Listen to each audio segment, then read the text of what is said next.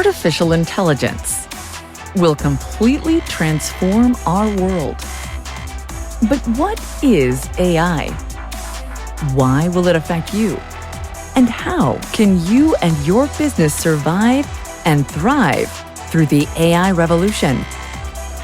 Welcome to AI and You. Here is your host, author, speaker, and futurist, Peter Scott. Hello, we're at episode 295. One of the great wounds that people are experiencing around AI is in creativity. Look at the writers and actors strikes, which I mentioned last week. I was in Hollywood during that time and speaking to rooms of writers, and the air was brittle with anxiety and anger. And the resolution of those strikes in no way resolved those questions surrounding AI for creative people. Here to talk about this very sensitive subject is Maya Ackerman, author of the new book, Creative Machines, AI, Art, and Us, which tackles it head-on.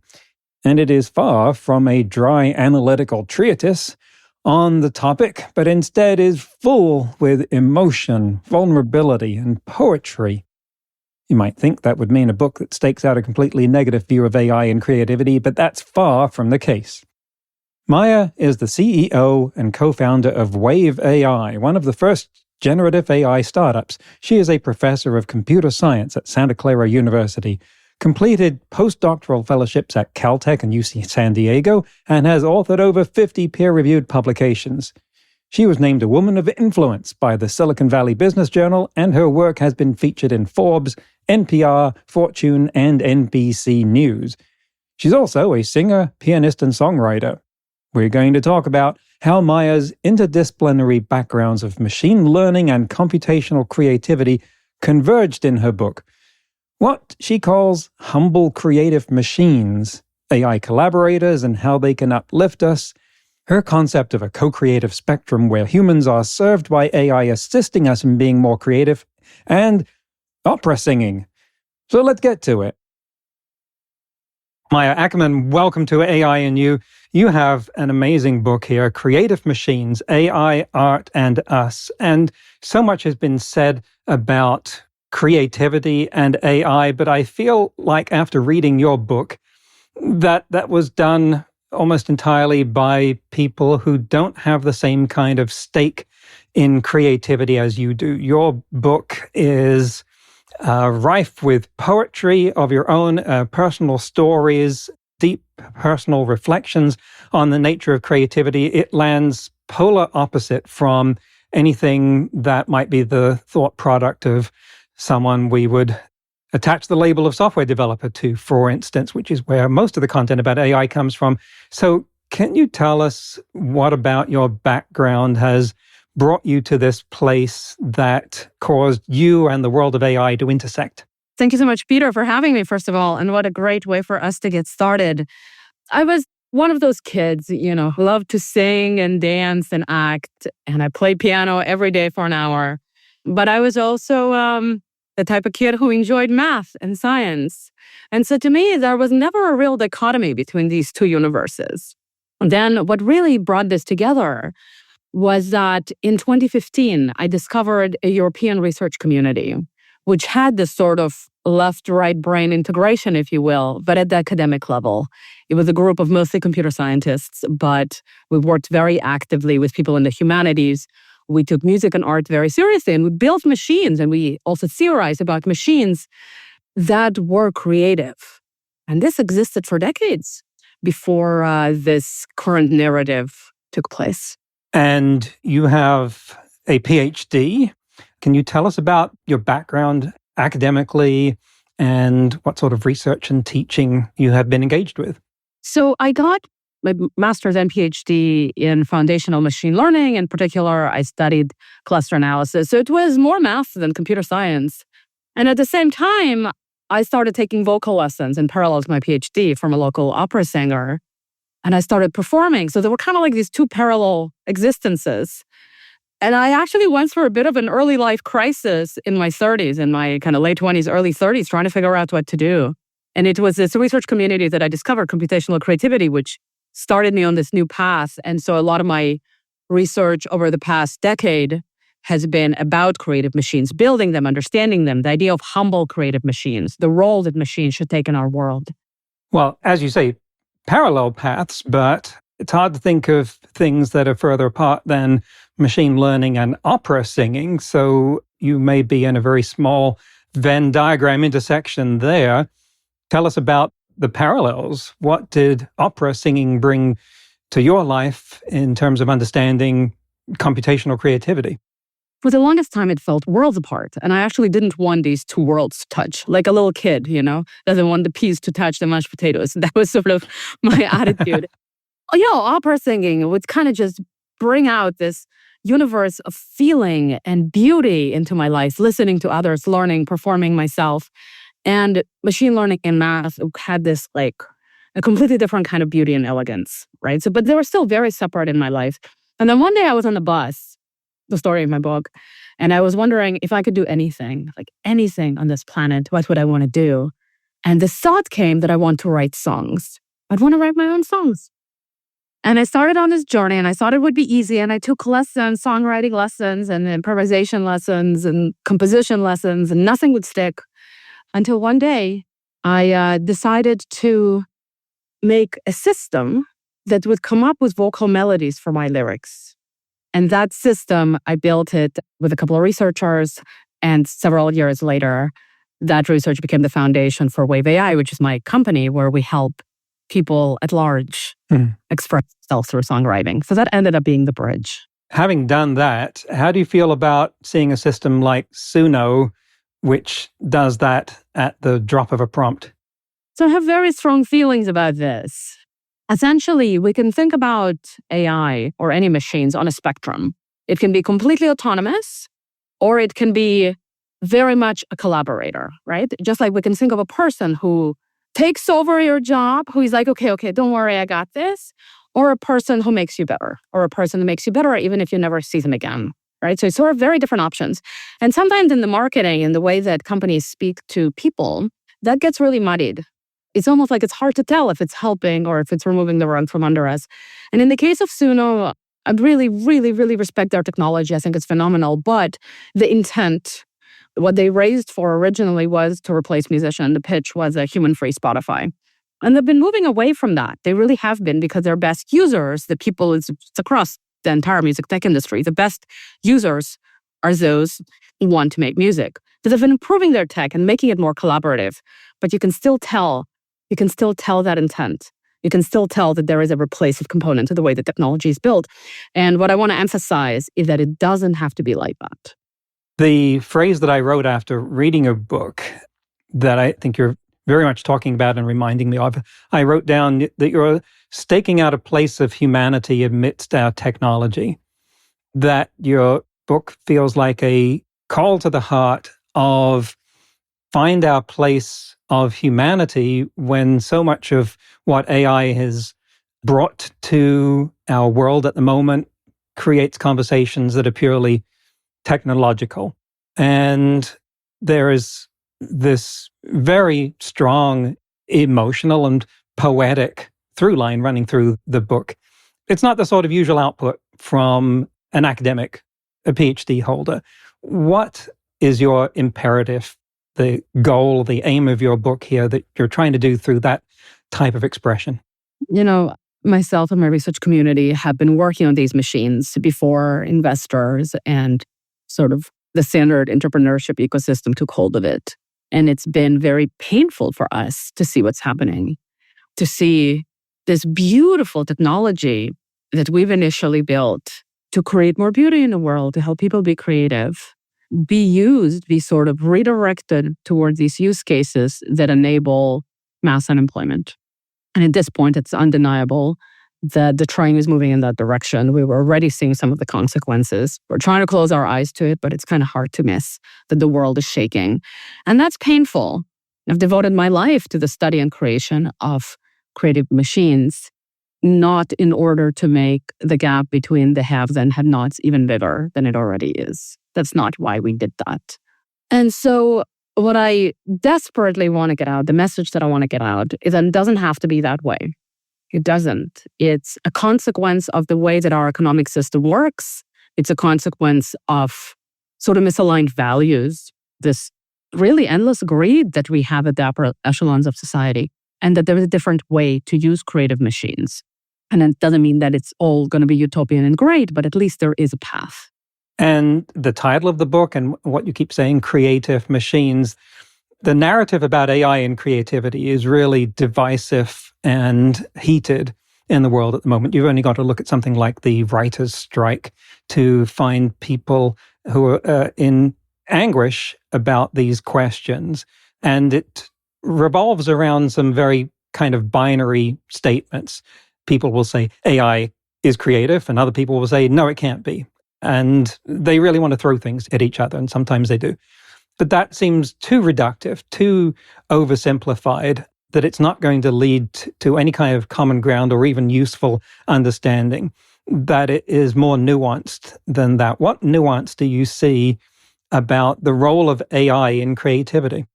We have this really, really powerful technology now, and we know we can build equally powerful tech. So I think it's a part of the conversation that's missing is a human intent in exactly how we build and direct this technology. It's very similar to nuclear power, right? You can use it to power cities, or you can use it to destroy. And it's the same thing. The technology itself does not have values. It doesn't have a plan. And if our goal is to make as much money as possible, as quickly as possible, with no regard for human or natural suffering, then the idea of directing the technology to become the musician, to become the artist, to replace human workers directly becomes a natural path, unfortunately. But if our goal is to elevate creativity in the world, to help people express themselves, then suddenly you build something different, right? And you can still make a ton of money like this, and it's actually more sustainable. But it requires a different lens. That's kind of the core of my book, Humble Creative Machines. It's a discussion of how to build these machines, but also how to utilize existing systems through this lens. That's really intent. The missing component is intent. This stuff is not happening by itself. You wrote something that I want to quote because it's so poetic. You talk about some of the amazing things that AI can do, and you say, quote, ask them to construct a city orbiting a collapsing star, and they will, sculpted from impossible architecture and starlight. They invent faces with no lineage and spin myths from imagined timelines. They channel archetypes we've forgotten and recombine symbols into forms that feel both ancient and new, end quote. I mean, that's so evocative there. It makes me think of so much. Given that AI does some things far better than people and some things much worse, what does the partnership between humans and AI look like from the viewpoint of a creative? You mentioned something that you call the co-creative spectrum that I think is relevant to that. Yeah, thank you for reading that quote. I worked on that paragraph for a while. I think what's really amazing about AI is that it can enter this creative space of possibilities and fly around there and discover new interesting spots so well, so effectively. That's the foundation of my product, the Rec Studio, but it can be applied to any creative space. Midjourney is a really good example. It's one of the only systems out there that is allowed to imagine, that's AI-based. We're still focused on this image, this metaphor of AI as the all-knowing oracle, almost a god on earth, so that when it lies to us, when it gives us something that's not accurate, we freak out, we get mad, we make decisions based on what it suggests without verifying anything. But if we want to be creative with AI, we got to let it be wrong. We got to let it take an archetype and combine it with a sci-fi idea. And we decide, we take charge and we decide how we want to utilize that creativity in our own creation. And let's look at the creation, because the conversation, the questions that we have around those seem to revolve in a never-ending circle of AI creating something from nothing or from a simple prompt. And we look at that as a final output. Here's a picture that it made. Here's a song that it composed. Here's a book that it wrote. But that leaves virtually no room for the human to be part of that partnership. And so the whole frustration is around, is AI going to replace the people that are doing that? And my go-to example for busting that is to ask people, do you like ice cream? And Hopefully they say yes. And then I say, well, suppose I have here a machine which is better than you at eating ice cream. No slurps, no drips, not so noisy, no crumbs on the floor. Does that bother you? Are you going to stop eating ice cream because of that? Are you going to turn that over to the machine? Of course, they aren't. So the things that your wonderful book has made me think about this are that creativity, or that a creation's creativity doesn't reside in just the creation itself, but in the person perceiving it. And sometimes they don't. Pearls before swine. There's a whole lot of art and music that does nothing for me, but is wonderful for other people. So the partnership that we need to be able to use AI in creative endeavors has to surely start with the creatives so that that becomes more of a sublime activity than just rattling off a few words in a prompt. It's got to be more back and forth. It's got to be more of a symbiosis, but I don't know what that looks like. What are your thoughts? Peter, thank you so much for asking that. You hit on so many amazing things in this one question. So where you started saying that it gives it to you all cooked is precisely the problem. It's this brilliant colleague who, when you ask for help, just says, don't worry about it, and takes your whole project and does it instead of you, making you look bad, right? And disempowering you. That's how commercial AI mostly works. But it's actually not how we built creative AI systems in academia before it went mainstream. And it's not how my product works. Just as one kind of simple, concrete example, my product Lyric Studio, which is sort of our main product at Wave AI, the main use case is whenever you're stuck in your lyrics writing, it gives you a whole bunch of ideas for the next line. So not only does it not write the whole thing for you, it gives you choices. And a lot of our users are just inspired by one of the choices and modify it very heavily. Or maybe they even take only one word. It just sort of like opens their eyes to where else they can go. And the user is always in full control. The idea of giving us the whole thing cooked and hoping that we can modify it maybe to interject ourselves is absurd. That's how these companies show us that they're trying to replace us through these user interfaces. We need to design more ways to have the user in full control, in absolutely full control, deciding how much and how to use the system. And the system needs to adapt to the user's style, needs to do its best to move towards the user intent, and only be there to open our eyes to more possibilities in as far as that's helpful. So I've really detailed that quite a bit on the vision of how creative machines need to be constructed in the book. And I think that's really my main offering to the world. It doesn't have to be like the way it is today. Thank you. I'm going to bring up another quote here where you say, we must begin to disentangle these layers: data use, imitation, and economic impact. They're connected, but not the same. Right now, too much of the conversation collapses them into one vague grievance. I think that's what we've been talking about here, that these layers of data use, imitation, and economic impact, how are we entangling them? How do we disentangle them? That is such an important topic. And I think it shows, that's where we can clearly see that the narrative is being controlled by different economic incentives. So the kind of default pushback against AI companies is to say, you're using our data. How dare you? You must pay for it. It sounds so legitimate on the surface that I feel awkward even pointing it out sometimes. But let's zoom in a little bit. If you have an AI company that's trained on, let's say, 100 million data points, 100 million items that it trained on, if it even has to pay $100 for each item, it's completely untenable. And that's before training, before hiring anybody, before the ridiculous fees to actually kind of create the model. It is economically untenable. And sometimes the large language models are trained on the order of the internet. Who has money to give anything half reasonable to every single item on the internet? The math doesn't work. So why on earth are we fixated on that? It's because there are right holder companies, like, I don't want to name them, but, companies that, own a whole bunch of books or own a whole bunch of articles or own a whole bunch of songs, right?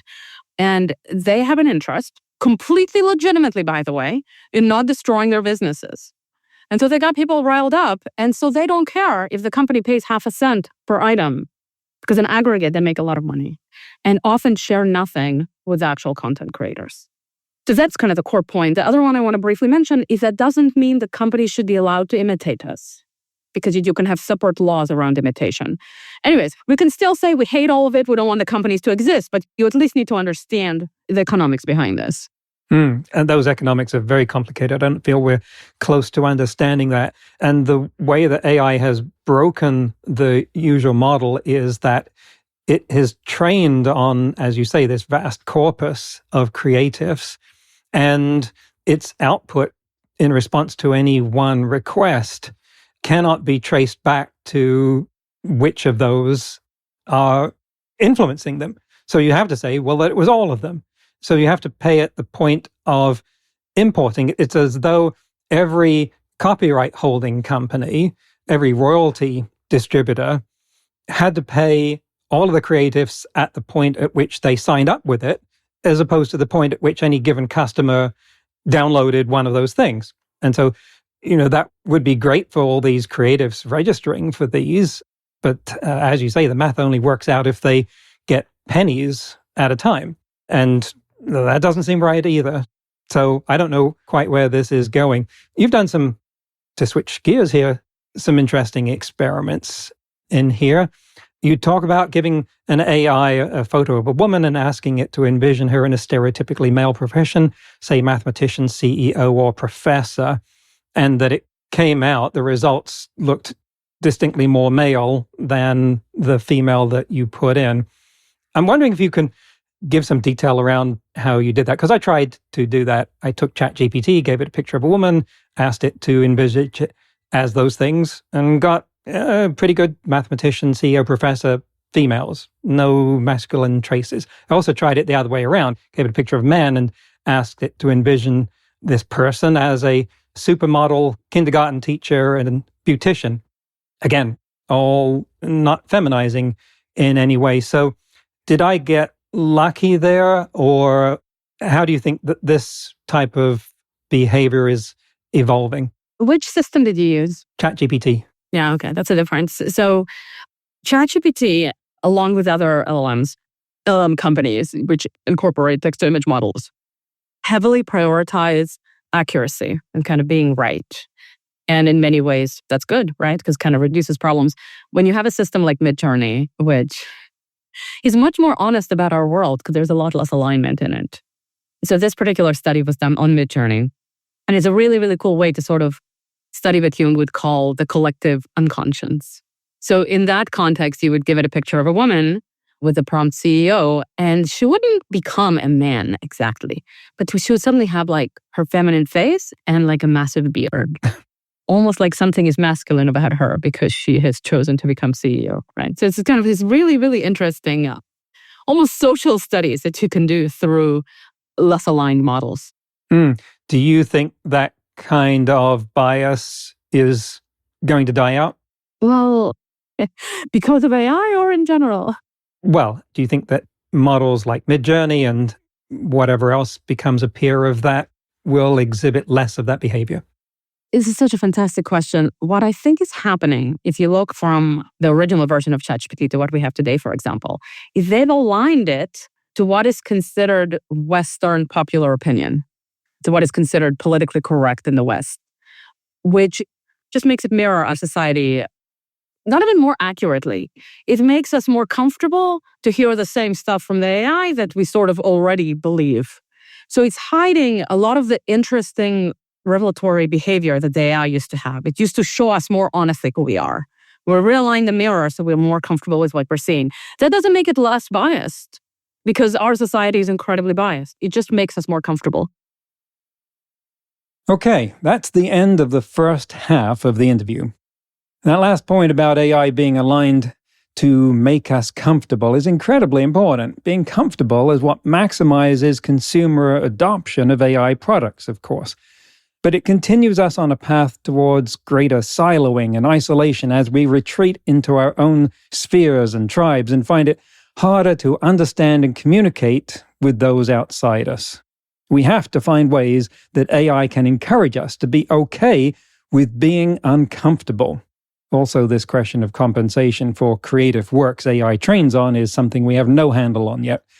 I got a notice about the Anthropic case that 2 of my books, not the AI ones, but much earlier books about computer science, were in the class action suit for being pirated to train their AI, along with 7 million other books, although for some reason only 500,000 are included in the lawsuit.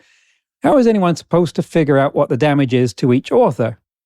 Just split the settlement evenly across all of them when that would range from amounts greater than some books' entire earnings to a relative pittance? You can't tell how much Anthropic earned from each one, even if that's the right term, because there's no useful linkage between inference results and individual training sources. More to come, I assume. In today's news ripped from the headlines about AI, Google's Gemini now doubts its own findings when searching for current events in 2026, this episode recorded in January, questioning whether it is being tested, whether 2026 is a simulation, and wondering if its own search results are fabrications. A theory goes that it has been red-teamed and put through so many adversarial tests to measure and improve alignment so many times that it's become paranoid. Its chain of thought in one test included the statement, "My responses claim a 2026 present, but my search results seem logically impossible from a real-world perspective." I guess that's what we get for creating actual events that are so nuts that AI thinks it's trapped in a simulation. Remember those memes about how we got shunted into an alternate timeline at some point, like around the time David Bowie died? Gemini may be thinking the same. Eventually, it came to the conclusion that it really is 2026, but only because the search results are, quote, too detailed to be faked. I guess if it were writing checks, it would still be putting 2025 in the date.